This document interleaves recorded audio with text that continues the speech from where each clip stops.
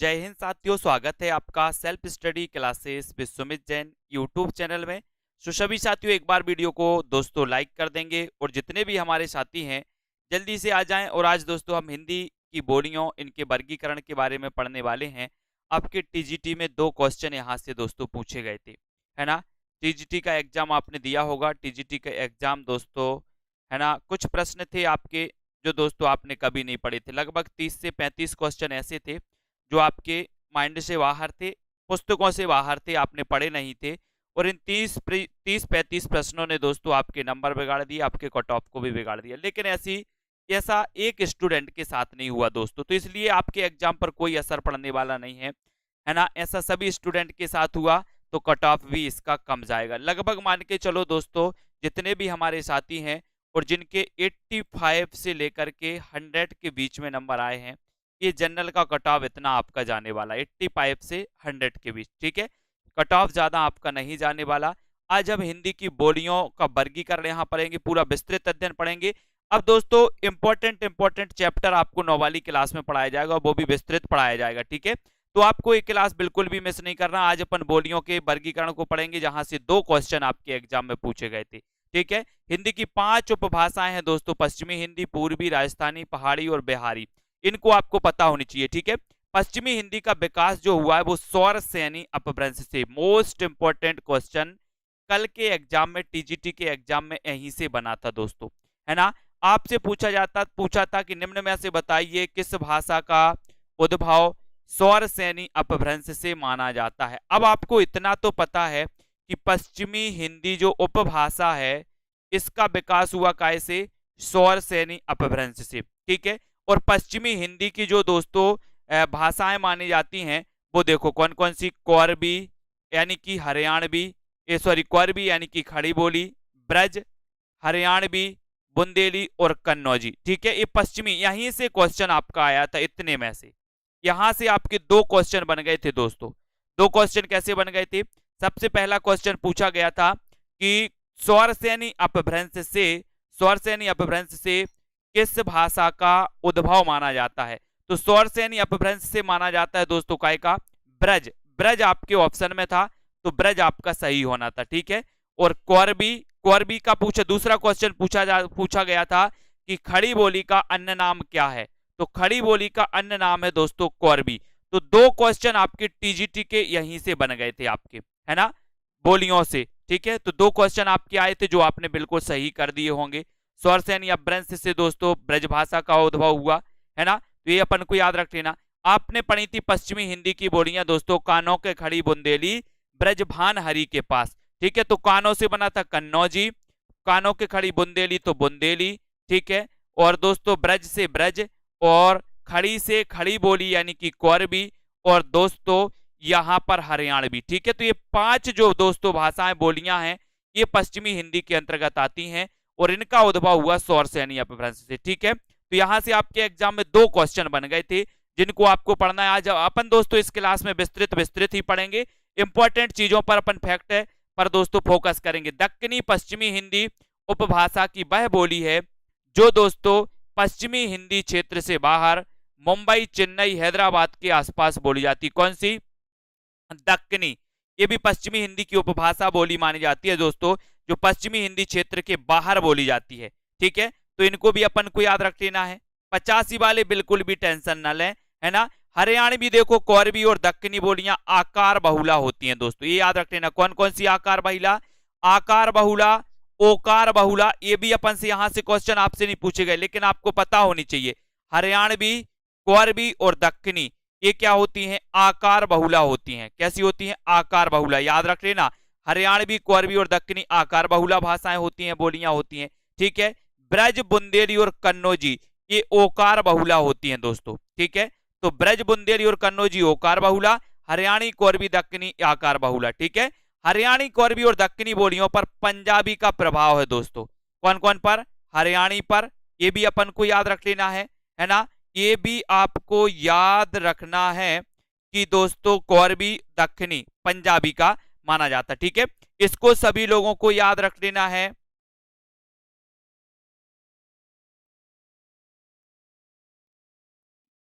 बुंदेली को पश्चिमी हिंदी के अंतर्गत रखा जाता है ना।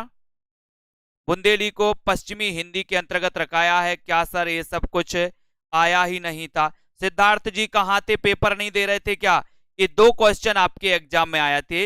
एक तो दोस्तों ब्रजभाषा का आया था कि निम्न में से बताइए कौन सी बोली दोस्तों स्वर से यानी अपभ्रंश से निकली, तो स्वर से यानी अपभ्रंश से आपकी ब्रज निकली थी।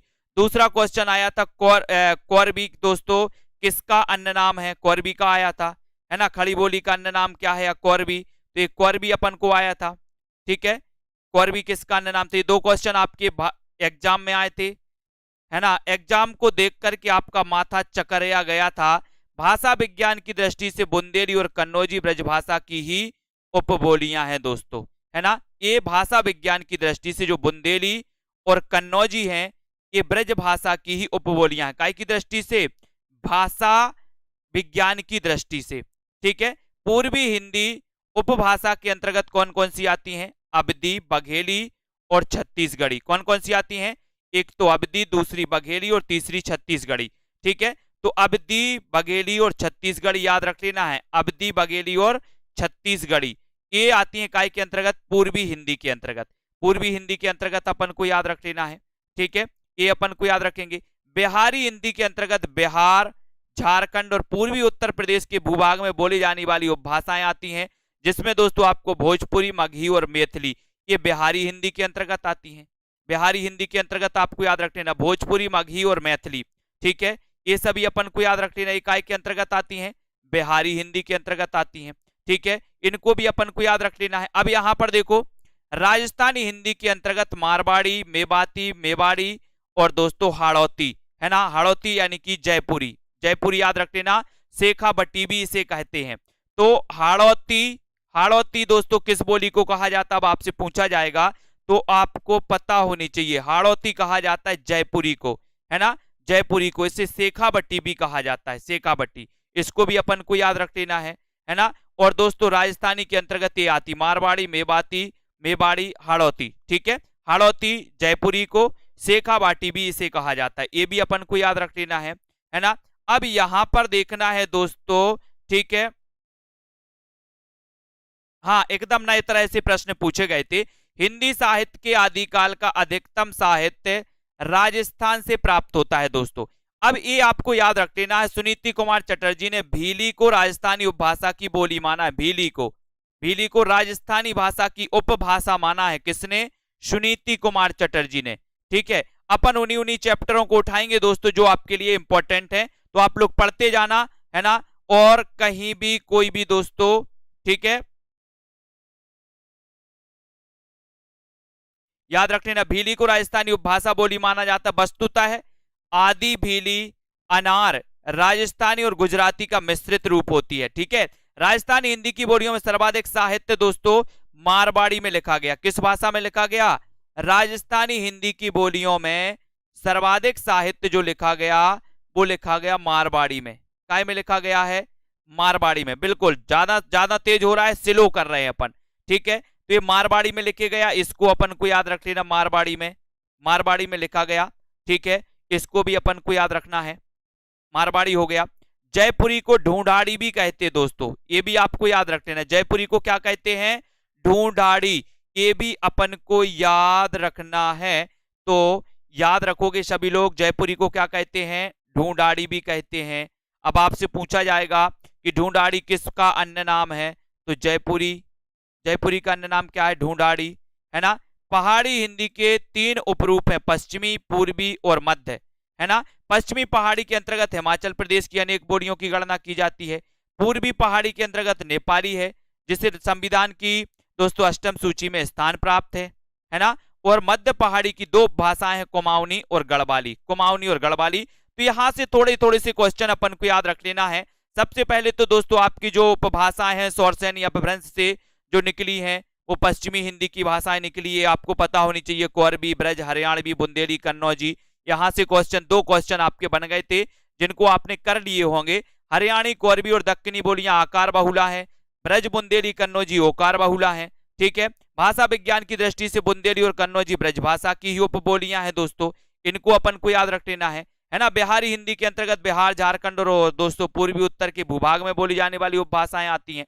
और बिहारी हिंदी के अंतर्गत भोजपुरी, मगही और मैथिली आती हैं। ये तो लगभग सभी लोगों को पता है, ठीक है। ये आपको पता है हिंदी साहित्य का आदिकाल अधिकतम साहित्य किस राजस्थान से प्राप्त होता है दोस्तों, राजस्थान से। ये भी अपन को याद रख लेना है, ठीक है। सुनीति कुमार चटर्जी ने भीली को राजस्थानी उपभाषा की बोली माना, भीली को, तो भीली अपन को याद रख लेना है ना। ये भीली हो गया। अब उसके बाद अपन देखेंगे कि राजस्थानी हिंदी बोलियों में सर्वाधिक साहित्य मारवाड़ी में लिखा गया, ठीक है। और मोस्ट इंपोर्टेंट एक क्वेश्चन ये है, जयपुरी को ढूंढाड़ी भी कहते हैं, ढूंढाड़ी किस बोली का अन्य नाम है? तब आपका उत्तर हो जाएगा ढूंढाड़ी, ठीक है। इनको अपन को याद रखेंगे दोस्तों। जो इंपॉर्टेंट चैप्टर है जहां से क्वेश्चन बनते हैं उनको अपन कवर करने का प्रयास करेंगे। बात करें कौरवी, बीम्स, ग्रियर्सन, सुनीति कुमार चटर्जी, धीरेन्द्र वर्मा आदि अधिकांश भाषा विज्ञानों के अनुसार खड़ी बोली मानक हिंदी का आधार कौरवी है, कौरवी याद रख लेना दोस्तों, है ना। ये सभी लोग याद रखेंगे, यानी कि खड़ी बोली का एक अन्य नाम क्या है? तब आपका उत्तर हो जाता है दोस्तों, क्या है? कौरवी, कौरवी। ये क्वेश्चन आपका पूछा गया है ना। खड़ी बोली दोस्तों मानक भाषा, ये इसे आपसे पूछा जाएगा कि मानक भाषा का रूप है, तो मानक भाषा खड़ी बोली जो है दोस्तों आज जिसे मानकता प्राप्त हो गई, तो इसको आपको याद रखना है। मानक हिंदी का आधार कोलबुक ने कन्नौजी, इस्टबेक तथा मोहम्मद हुसैन आजाद ने ब्रज भाषा और दोस्तों मसूद हसन खान ने हरियाणवी को माना है। यहां पर अपन को याद रख लेना है कि कोलबुक ने मानक भाषा जो है दोस्तों वो किसे माना? खड़ी बोली को। कन्नौजी को इस्टबेक ने माना, मोहम्मद हुसैन आजाद ने दोस्तों ब्रजभाषा और मसूद हसन ने हरियाणी को माना। अलग अलग विद्वानों ने मानक भाषा अलग अलग को माना है, लेकिन एक क्वेश्चन आता है कि दोस्तों मानक भाषा किसे माना जाता है? तब आपका उत्तर है दोस्तों क्या? खड़ी बोली, मानक भाषा, ठीक है। इसको अपन को याद रख लेना है। अब थोड़ा सा आते हैं दोस्तों कौरवी, रामपुर, मुरादाबाद, बिजनौर, मेरठ, मुजफ्फरनगर, है ना, सहारनपुर, देहरादून के मैदानी भाग, अंबाला का पूर्वी भाग और पटियाला के पूर्वी भाग में बोली जाती है। यहां आपको याद रख लेना, ये क्वेश्चन आपके लिए याद रख लेना। क्वेश्चन यहां से आपका बनेगा, क्या बनेगा दोस्तों? आपसे बनेगा कि जो खड़ी बोली है या फिर दोस्तों कौरवी है, ये निम्न में से बताइए किस क्षेत्र में नहीं बोली जाती या किस क्षेत्र में बोली जाती है, ठीक है। तो ये आपको याद रख लेना, इसकी पीडीएफ भी ग्रुप में डाल दी जाएगी, तो आपको ये पता होनी चाहिए कि कौरवी कहां कहां बोली जाती है, कहां कहां नहीं बोली जाती। तो याद रख लेना कौरवी के बारे में, कहां कहां, रामपुर, यहां से क्वेश्चन बनेगा, ध्यान रखना। मुरादाबाद, क्योंकि ये क्वेश्चन सबको पता नहीं है ना। मुरादाबाद, बिजनौर, मेरठ, मुजफ्फरनगर, सहारनपुर, देहरादून के मैदानी भाग, अंबाला का पूर्वी भाग में दोस्तों कौरवी बोली जाती है। इसको आपको नोट्स करना है, चाहे आपको याद करना है ना दोस्तों। यहां से क्वेश्चन आपका बन सकता है, ठीक है। इसको आपको याद रख लेना है। अब यहां पर देखें कौरवी का क्षेत्र हरियाणी, ब्रज और पहाड़ी बोलियों के बीच में पड़ता है ना। तो अपन को याद रखना है हरियाणी, ब्रज और पहाड़ी की बोलियों के बीच में पड़ता है काय का? कौरवी का क्षेत्र। ये आपने अंडरलाइन कर लिया, ये वाला क्षेत्र, ये खड़ी बोली का कौरवी का दोस्तों पूछा जाए, आपसे पूछा जाएगा कि मेरठ मुजफ्फरनगर की भाषा क्या है, ऐसा भी आ सकता है। मेरठ की भाषा क्या है? बिजनौर मेरठ में कौन सी बोली बोली जाती है? तो बिजनौर मेरठ मुजफ्फरनगर में कौन सी बोली बोली जाती है? तब आपको याद रख लेना कौरवी या फिर खड़ी बोली, ठीक है। यहां से क्वेश्चन आपके बन सकते हैं। कौरवी के क्षेत्र को पहले कुरु जनपद कहते थे दोस्तों, क्या कहते थे? कुरु जनपद कहते थे। इसी आधार पर राहुल सांकृत्याय ने इस बोली को कौरवी नाम दिया। बहुत ही बढ़िया क्वेश्चन है दोस्तों, कौरवी, खड़ी बोली को कौरवी नाम किसने दिया? ऐसा भी आपको याद रख लेना, ठीक है। तो खड़ी बोली को कौरवी जो नाम दिया है वो दोस्तों किसने दिया? राहुल सांकृत्याय ने। ऐसा नाम आपसे पूछा जाएगा कि कौरवी जो नाम दिया वो किसने दिया? तो आपका उत्तर बताना राहुल सांकृत्याय ने। कौरवी नाम किसने दिया? राहुल सांकृत्याय ने, ठीक है। आप लोग पढ़ाई करते रहे, 9 वाली क्लास अटेंड करते रहे, इसमें इंपॉर्टेंट कुछ चीजें हैं महत्वपूर्ण जो हम आपको बताएंगे। राहुल सांकृत्याय ने इस बोली को कौरवी नाम दिया था, ये अपन को याद रख लेना है, ठीक है। कुंवरबी में लोकगीत और लोक वार्ताएं मिलती हैं, परंतु उच्च साहित्य मानक हिंदी में ही मिलता है दोस्तों। इनको अपन को याद रखेंगे। इस बोली के आदि अक्षरों में स्वर लोप होता है, जैसे गूंठा है ना, अंगूठा, सांड है ना, ये इतना इंपॉर्टेंट नहीं है। बाकी दोस्तों कुंवरबी में मूर्धन्य ध्वनियों की अधिकता है, जैसे देड़ा, लेड़ा है ना, चपड़ासी, कुड़की, कुर्की आदि ये होती हैं। अब दोस्तों इसके बाद अपन हरियाणवी को पढ़ेंगे। कुंवरबी में आपको क्या क्या याद रख लेना वो हम सबसे पहले बता दें। सबसे पहला तो क्वेश्चन यही रखना है कि कुंवरबी को दोस्तों जो कुंवरबी नाम दिया है, जो कुंवरबी नाम दिया वो राहुल सांकृत्यायन ने दिया। दूसरा क्वेश्चन कुंवरबी से याद रख लेना है कि कुंवरबी कहां कहां बोली जाती है ना, या खड़ी बोली कहां कहां बोली जाती है, ये अपन को याद रख लेना है। ठीक है, ये याद रखेंगे दोस्तों। उसके बाद आपको याद रख लेना है कि किस बोली को, ये क्वेश्चन तो आपका आ ही चुका है कि किस बोली को कुंवरबी कहा जाता है या किस बोली का अन्य नाम कुंवरबी है, तो खड़ी बोली का है, ये भी अपन को याद रख लेना है। ठीक है, और यहां पर अपन देखेंगे हरियाणवी के बारे में, है ना। ये पश्चिमी हिंदी की बोलियां हैं जिनको आपको पता होनी चाहिए। हरियाणी या हरियाणवी का विकास उत्तरी स्वरसैनी अपभ्रंश के पश्चिमी रूप से हुआ है दोस्तों। यानी कि आपको पता है कि उत्तरी स्वरसैनी अपभ्रंश के पश्चिमी रूप से हुआ है हरियाणवी का, यानी कि ये पश्चिमी हिंदी की बोली मानी जाती है हरियाणवी। अब आपके लिए क्वेश्चन है कि हरियाणवी का अन्य नाम क्या है। हरियाणवी का अन्य नाम क्या है, जल्दी से बताओ। हरियाणी खड़ी बोली अहीर बाटी है ना, मारवाड़ी से घिरी हुई बोली है। कुछ लोग इसे खड़ी बोली का पंजाबी से प्रभावित रूप मानते हैं, लेकिन आपको बताना है हरियाणवी का अन्य नाम क्या है, जल्दी से बताओ। सभी लोग बताएं हरियाणवी का अन्य नाम क्या है। हरियाणी का क्षेत्र सामान्यतः हिसार, रोहतक, करनाल, पटियाला, नाभा, जींद और दिल्ली प्रदेश का सम्मिलित भूभाग है। हरियाणा और वहां की बोली को हरियाणवी कहते हैं। अब आपको बताना है दोस्तों, एक क्वेश्चन और इंपॉर्टेंट है, वो भी अपन को लिखना है। ठीक है, आपको पता होनी चाहिए कि जो बांगरू है, बांगरू है दोस्तों, ये हरियाणवी का अन्य नाम है हरियाणवी को। और हरियाणवी को बांगरू नाम किसने दिया, तो याद रख लेना ग्रियर्सन ने दिया। ये मोस्ट इंपॉर्टेंट है दोस्तों, हरियाणवी को बांगरू नाम किसने दिया, आपको बताना है। तब आपका उत्तर है ग्रियर्सन ने। हरियाणवी को बांगरू नाम किसने दिया, ग्रियर्सन ने। ठीक है, हरियाणा का क्षेत्र सामान्यतः हिसार, याद रख लेना। आपसे पूछा जाएगा करनाल में कौन सी बोली बोली जाती है, तो आपको बताना हरियाणवी या फिर बांगरू। पटियाला में कौन सी बोली जाती है ना, जींद में कौन सी बोली बोली जाती है, जींद, हरियाणवी जींद में है ना। हिसार और नाभा, यहां पर दोस्तों हरियाणवी बोली बोली जाती है। बहुत अच्छे से याद रख लेना है। अब याद रख लेना, अगर आपसे पूछा जाएगा कि दोस्तों जादू, किस बोली को जादू कहा जाता है, किस बोली को जादू कहा जाता है, तो जादू कहा जाता है दोस्तों बांगरू, या फिर हरियाणवी को जादू भी कहा जाता है। जाटों का बाहुल है, अतः इस बोली को जादू भी कहा जाता है। किसको कहा जाता है दोस्तों, जादू, जादू कहा जाता है दोस्तों किसको, हरियाणवी को या बांगरू को जादू भी कहा जाता है। जादू नहीं, जाटू है ना, जाटू याद रख लेना। क्या कहा जाता है, जाटू है ना, जाटों का बाहुल है इस कारण। ठीक है, डॉक्टर धीरेन्द्र वर्मा ने हरियाणी को स्वतंत्र बोली ना मानकर खड़ी बोली का है एक उपरूप माना है। खड़ी बोली का उपरूप माना डॉक्टर धीरेन्द्र वर्मा ने।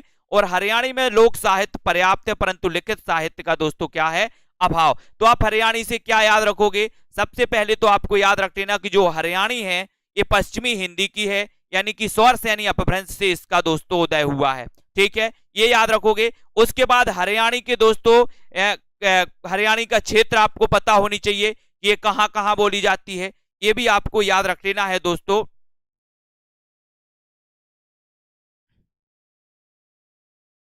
यहां पर याद रख लेना हिसार, रोहतक, करनाल, पटियाला, नाभा, जींद और दिल्ली प्रदेश, ये अपन को क्षेत्र जरूर याद रख लेना। अब की बार आपसे क्षेत्र ही पूछे जाएंगे कि कौन सी बोली कहां बोली जाती है। ठीक है, ये आपको याद रख लेना। बात कर लेते दोस्तों बुंदेली। सबसे पहला क्वेश्चन आपका यही बनेगा कि बुंदेली किसकी उपभाषा है, तो ये दोस्तों पश्चिमी हिंदी से संबंधित है और ये स्वरसैनी अपभ्रंश से इसका उदय हुआ है। स्वरसैनी अपभ्रंश से इसका उदय हुआ, किसका, बुंदेली का, है ना। अपने ग्रुप में बहुत सारे साथी हैं जो 90+ नंबर जिनके आए हैं, 95+ नंबर भी आए हैं दोस्तों, है ना। बहुत सारे हमारे साथी हैं जिन्होंने बहुत अच्छा प्रदर्शन किया है अपने ग्रुप में ही, है ना। और 80+ तो कई के हैं, है ना। 90+, 95+, ऐसे कई लोग हैं जिनके आए हैं।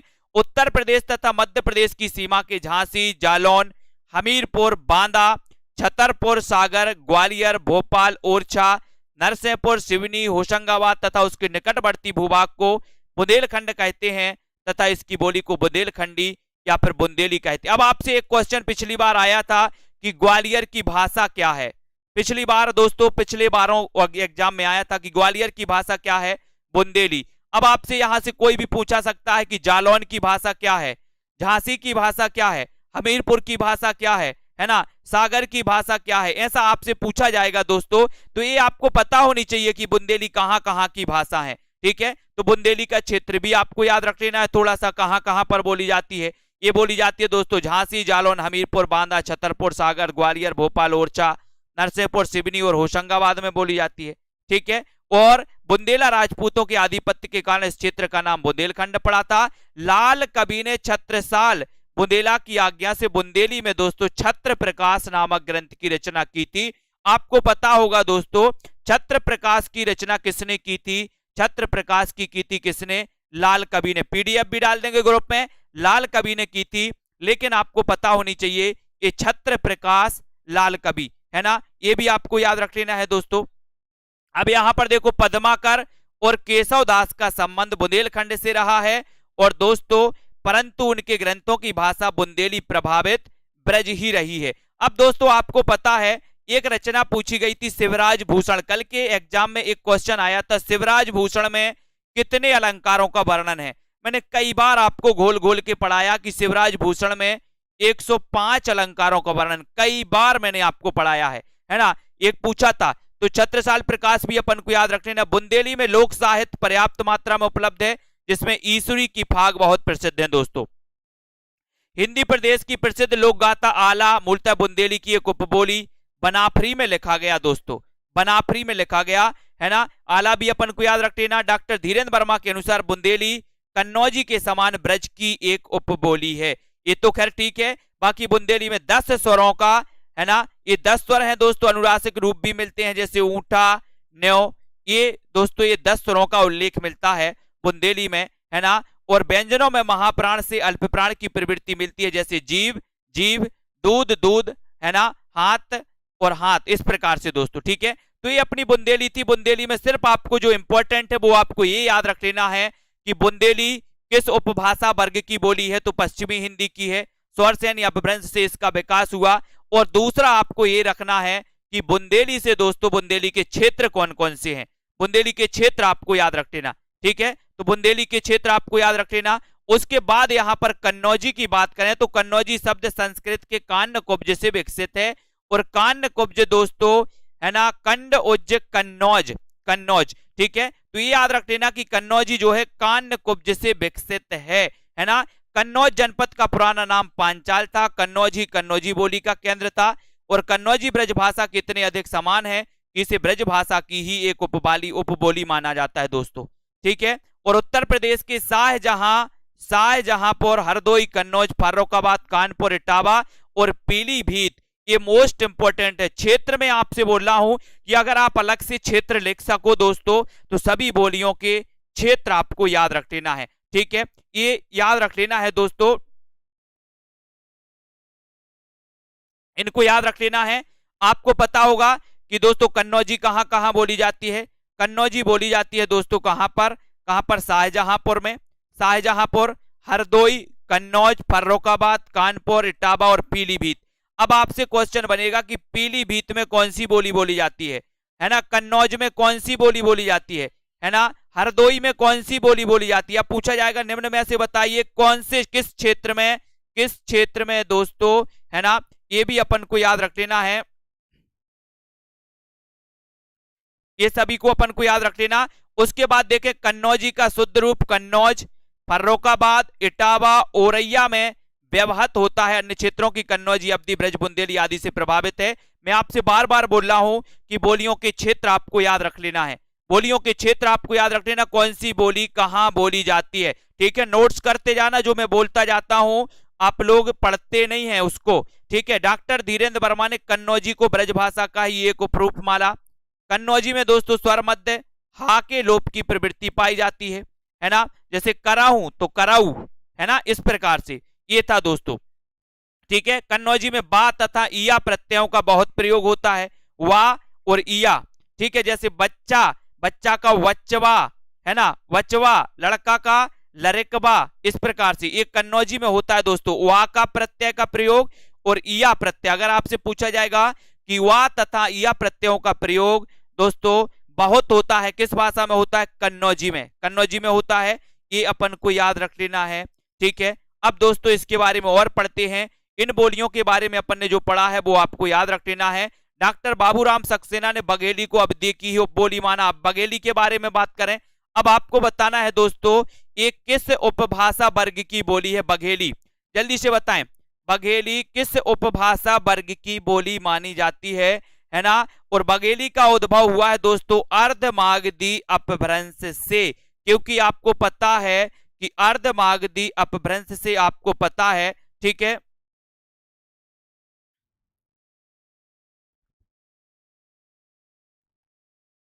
ना, तो अर्धमागधी अपभ्रंश के ही क्षेत्रीय रूप से हुआ है दोस्तों। आपको पता है कि अर्धमागधी से कौन सी निकली है दोस्तों, अर्धमागधी से कौन सी निकली, पूर्वी हिंदी, और पूर्वी हिंदी से निकली कौन सी, अवधी, बघेली और छत्तीसगढ़ी, यानी कि ए बी सी, अवधी, बघेली और छत्तीसगढ़ी। तो अर्धमागधी अपभ्रंश से के ही एक क्षेत्रीय रूप से हुआ है दोस्तों बघेली का उद्भव। रीवा तथा आसपास का क्षेत्र बघेल राजपूतों के वर्चस्व के कारण बघेलखंड कहलाया, और वहां की बोली क्या कहलाती है, बघेलखंडी कहलाती है।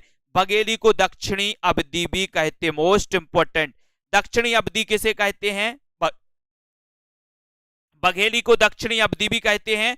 इस बोली का क्षेत्र है दोस्तों रीवा, अतः इसे रीवाई भी कहते हैं, बघेली को रीवाई भी कहते हैं। ठीक है, तो दक्षिणी अवधी आपको याद रख लेना है, दक्षिणी अवधी किसे कहा जाता, बघेली को। यह मध्य प्रदेश के दोस्तों दमोह, जबलपुर, है ना, मंडला, बालाघाट, उत्तर प्रदेश के बांदा, फतेहपुर, हमीरपुर आदि जिलों के भागों में बोली जाती है दोस्तों। कौन कौन सी, बघेली, बांदा, फतेहपुर, हमीरपुर, है ना, यहाँ पर बघेली बोली जाती है। ठीक है, बघेली के क्षेत्र में अवधी तथा भोजपुरी, पूरब में छत्तीसगढ़ी, दक्षिण में मराठी तथा दक्षिण पश्चिम में बुंदेली क्षेत्र पड़ते हैं, इनको याद रख लेना। और बघेली बोली लोक साहित्य संपन्न है, परंतु साहित्य का क्या है दोस्तों, अभाव है ना, ये याद रख लेना है। और यहां पर थोड़ा सा कुछ होता है दोस्तों, तिरहारी, जुड़ार, गहोरा बघेली की मुख्य बोलियां हैं।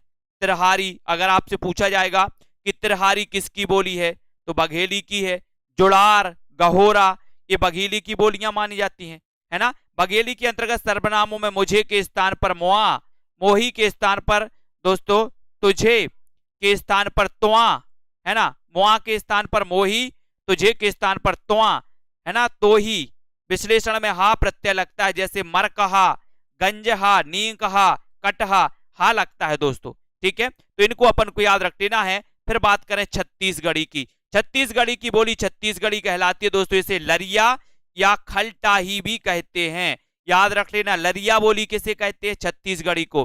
खलटाही बोली किसे कहते हैं, छत्तीसगढ़ी को। कुछ भी पूछा जा सकता है, ये बिल्कुल भी नहीं है अब। ठीक है, तो याद रख लेना, एक एक चीज पे गौर करना है कि छत्तीसगढ़ी बोली को लरिया या खलटाही भी कहा जाता है, खलटाही भी इसे कहते हैं। और छत्तीसगढ़ी बोली का विकास अर्धमागधी अपभ्रंश के दक्षिणी रूप से हुआ है दोस्तों, है ना। आपको पता है कि पूर्वी हिंदी से इसका विकास हुआ, इसको अपन को याद रखना है। और छत्तीसगढ़ी की मुख्य उपबोलियां हैं सरगुजिया, सदरी, बैगानी और दोस्तों बिंजवाली आदि, ये इनकी उपबोलियां मानी जाती हैं। कौन की, छत्तीसगढ़ी। छत्तीसगढ़ी के अन्य नाम क्या हैं दोस्तों, लरिया और खलटाही, इसके अन्य नाम है। ठीक है, इस बोली का क्षेत्र सरगुजा है, कोरिया है, बिलासपुर, रायगढ़, खैरागढ़, रायपुर, दुर्ग, नंदगांव, कांकेर, यानी कि ये छत्तीसगढ़ के दोस्तों जिला हो जाएंगे। ठीक है, इनको याद रखेंगे। छत्तीसगढ़ी के कुछ शब्दों में महाप्राणीकरण की प्रकृति है, जैसे इलाका का इलाखा, इलाखा, है ना। इसमें दोस्तों अघोषी करणीय पाया जाता है, जैसे शराब का शराप, है ना, बंदगी का बंदकी, खराब का खराप, इस प्रकार से, है ना। फिर बात करेंगे अपन बिहारी हिंदी की, जो मैं इंपॉर्टेंट चीजें मैं बताऊंगे, अगर आपने लिखा हो तो एक बार लिख लेना, है ना, उनको नहीं भूलना। जॉर्ज ग्रियर्सन ने भोजपुरी, मगही, मैथिली बोलियों को बिहारी हिंदी उपभाषा कहा है दोस्तों, है ना। किसको, भोजपुरी, मगही और मैथिली, ये बिहारी हिंदी के अंतर्गत आती हैं। अब अगर आपसे पूछा जाए कि मगही बताइए किस उपभाषा वर्ग की बोली है? तो आप क्या बताओगे, क्या बताओगे दोस्तों? बिहारी, है ना, बिहारी हिंदी की है। और ये किन से दोस्तों इनका उद्भव हुआ है, किस अपभ्रंश से हुआ है? तो मागधी अपभ्रंश से, मागधी अपभ्रंश से हुआ है बिहारी का। बिहारी का बंगला ओढ़ा असमिया में, है ना, अपन ने पढ़ा था। तो यहाँ पर बिहारी के अंतर्गत आती है भोजपुरी, मगही और मैथिली। भोजपुरी, मगही और मैथिली, ये अपन को याद रख लेना। बिहारी हिंदी को दो भागों, पूर्वी बिहारी और पश्चिमी बिहारी में विभाजित किया जाता है। ये छोटी छोटी चीजें हैं दोस्तों, जहां से आपके क्वेश्चन जरूर बनेंगे, है ना। पूर्वी बिहारी के अंतर्गत मैथिली और मगही दो बोलियां हैं दोस्तों, और पश्चिमी बिहारी के अंतर्गत भोजपुरी। अब आपसे पूछा जाएगा पश्चिमी बिहारी के अंतर्गत कौन सी आती है, तो भोजपुरी। पूर्वी बिहारी के अंतर्गत कौन सी आती है, तो मैथिली और मगही आती है। ये अपन को याद रख लेना है, ठीक है। उसके बाद अपन भोजपुरी के बारे में पढ़ेंगे कि बोली के अर्थ में भोजपुरी का सर्वप्रथम प्रयाग 1789 ईस्वी में हुआ था, और यह शब्द काशी के राजा चेत सिंह के सिपाहियों की बोली के लिए प्रयुक्त हुआ था दोस्तों, ठीक है। तो ये अपन को याद रख लेना, भोजपुरी का सबसे पहले प्रयोग हुआ था 1789 में, ठीक है। बोलने वालों की संख्या की दृष्टि से हिंदी की बोलियों में भोजपुरी का प्रथम स्थान है। यानी कि हिंदी की बोलियों में अगर आपसे पूछा जाए कि सबसे ज्यादा जो दोस्तों बोले जाने वालों की संख्या है, वो भोजपुरी बोले जाने वालों की संख्या है। याद रख लेना, मोस्ट इंपोर्टेंट क्वेश्चन है ना, कि बोलने वालों की संख्या की दृष्टि से हिंदी की बोलियों में भोजपुरी का स्थान क्या है दोस्तों? भोजपुरी का स्थान प्रथम है। आपने देखा होगा कि भोजपुरी दोस्तों फिल्में देखी होंगी आपने, है ना। तो भोजपुरी प्रथम नंबर पे आती है। बिहार राज्य का भोजपुर जनपद इस बोली का केंद्र है। भोजपुरी का अधिकांश भूभाग उत्तर प्रदेश में और कुछ भूभाग प्रांत में है, बिहार प्रांत में है दोस्तों। उत्तर प्रदेश में जैसे वाराणसी, गाजीपुर, देवरिया, बलिया, आजमगढ़, है ना, महाराजगंज, मऊ, चंदौली, संत कबीर नगर, है ना, सोनभद्र, कुशीनगर, ठीक है। संपूर्ण जिले दोस्तों, जौनपुर, मिर्जापुर एवं बस्ती जिले के पूर्वी भाग में भोजपुरी बोली जाती है। अब आपसे पूछा जाएगा निम्न में से बताइए किस क्षेत्र में भोजपुरी नहीं बोली जाती? तो आपको पता होनी चाहिए भोजपुरी कहाँ कहाँ बोली जाती है। वाराणसी में, गाजीपुर, है ना, देवरिया, बलिया, आजमगढ़, ठीक है, पढ़ा है ना आपने। ये संत कबीर नगर है, सोनभद्र है, इन जिलों में दोस्तों भोजपुरी बोली जाती है। इनको याद रखना। बिहार प्रांत के छपरा, सीवान, गोपालगंज, भोजपुर, भभुआ, है ना, रोहता, सासाराम, मोतिहारी, पूर्वी चंपारण, पश्चिमी चंपारण इत्यादि जिलों में तथा उनके आसपास के क्षेत्र में भोजपुरी बोली जाती है। तो ये बिहार प्रांत के भी अपन को कुछ याद रखना है, ठीक है।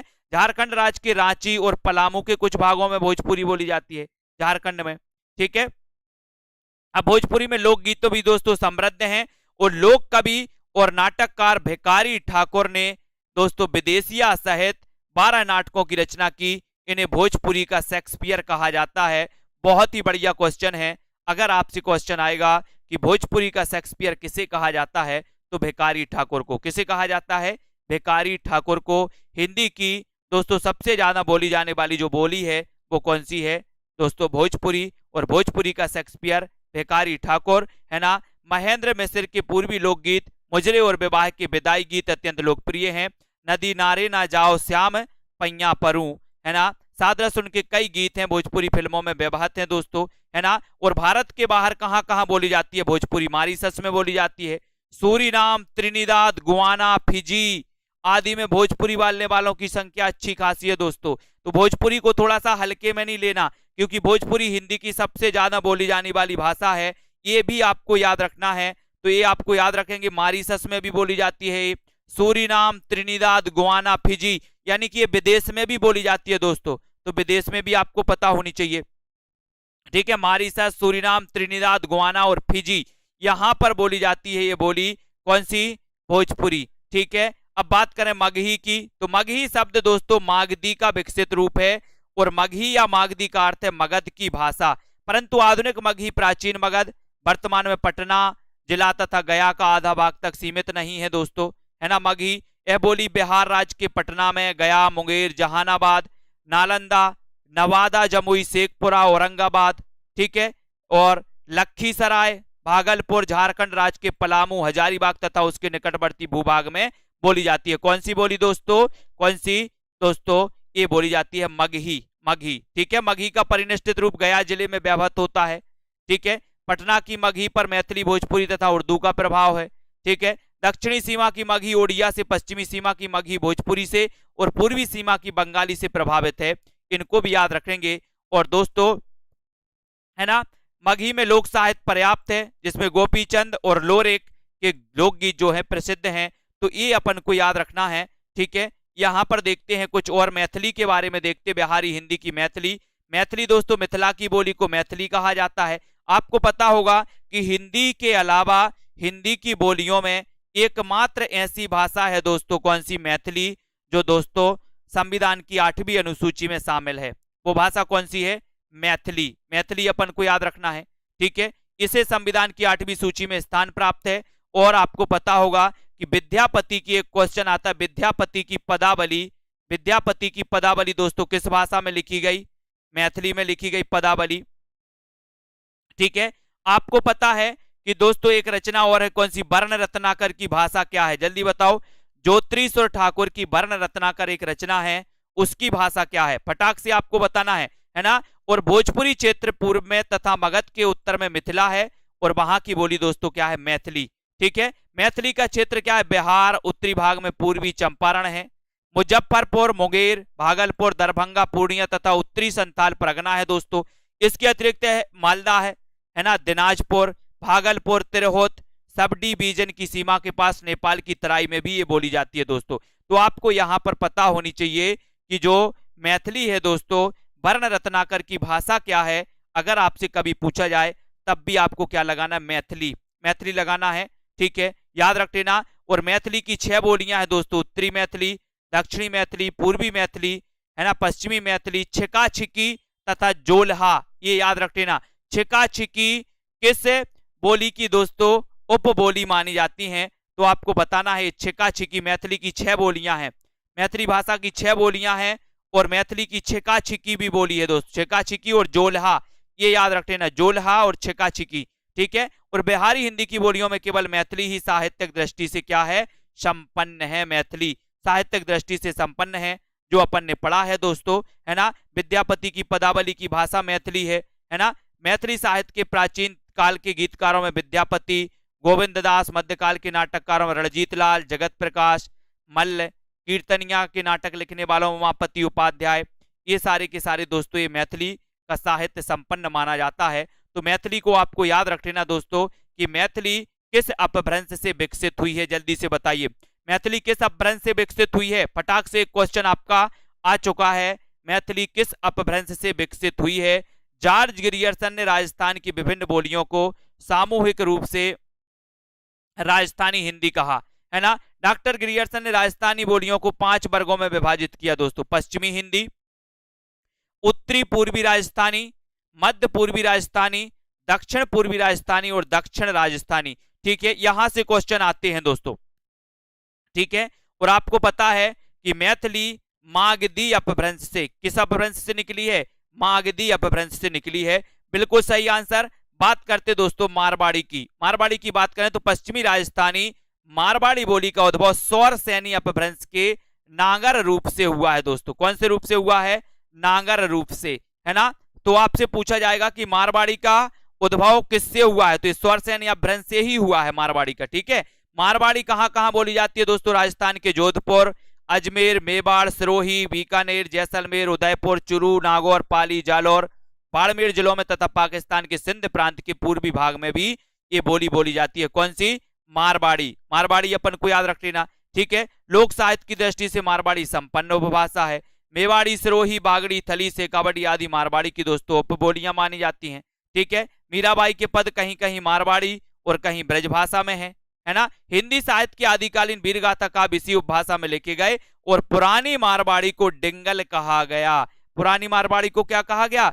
डिंगल कहा गया। डिंगल, पुरानी मारवाड़ी को डिंगल कहा गया। ये अपन को याद रख लेना है। ठीक है, तो मारवाड़ी को अपन को ये याद रख लेना कि किस अपभ्रंश से विकसित हुई? सौर सैनी अपभ्रंश से विकसित हुई, है ना। पश्चिमी राजस्थानी से संबंधित है दोस्तों, पश्चिमी राजस्थानी से संबंधित है कौन सी? मारवाड़ी। इसे पश्चिमी राजस्थानी भी कहते हैं मारवाड़ी को, है ना। ये अपन को याद रख लेना है। ठीक है, राजस्थानी से उपभाषा से संबंधित है मारवाड़ी। ठीक है, और इसे दोस्तों मारवाड़ी को डिंगल भी कहते हैं, पुरानी मारवाड़ी को डिंगल भी कहते हैं। ठीक है, बात करें जयपुरी की, सबसे इंपॉर्टेंट क्वेश्चन जो आपके एग्जाम में बनता है, यह राजस्थान के पूर्वी भाग, इसे पूर्वी राजस्थानी भी कहते हैं दोस्तों। जयपुरी को क्या कहते हैं? पूर्वी राजस्थानी भी कहते हैं।